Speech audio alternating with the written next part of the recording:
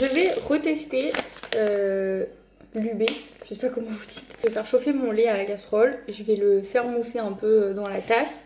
Je vais faire chauffer de l'eau, un fond d'eau, mais pas vraiment pas beaucoup parce qu'en fait la dernière fois je pense que j'avais mis beaucoup trop d'eau et du coup c'était pas très bon. Donc je vais mettre juste un fond d'eau, la cuillère la cuillère à café d'UB dedans, je vais bien mélanger et je vais quand même rajouter, j'ai de l'arôme de vanille parce qu'en fait je vous ai dit, c'est marqué que c'est sans amertume.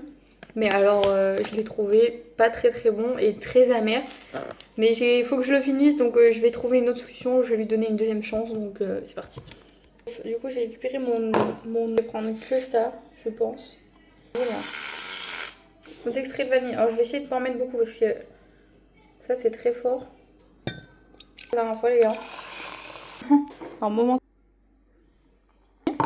Écoutez, j'espère vraiment que ça sera meilleur parce que c'est pas. En fait, je voulais partir avec ça parce que vous savez, comme je suis en manque de fer, on m'a dit que le matcha c'était pas compatible en fait avec mon anémie, donc du coup je peux pas tester le matcha pour l'instant. Et ça, on m'avait dit que c'était anti-inflammatoire, etc. Et du coup, voilà, ils mettent léger goût de vanille et de noisette. Alors, c'est la première fois que j'ai goûté, on ne sent pas du tout ni la vanille ni la noisette. Donc ça doit être vraiment très léger.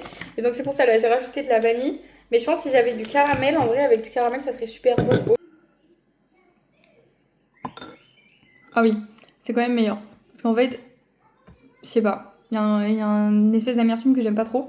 Et du coup, avec la vanille, c'est vachement meilleur. Donc là, oui, on peut y aller.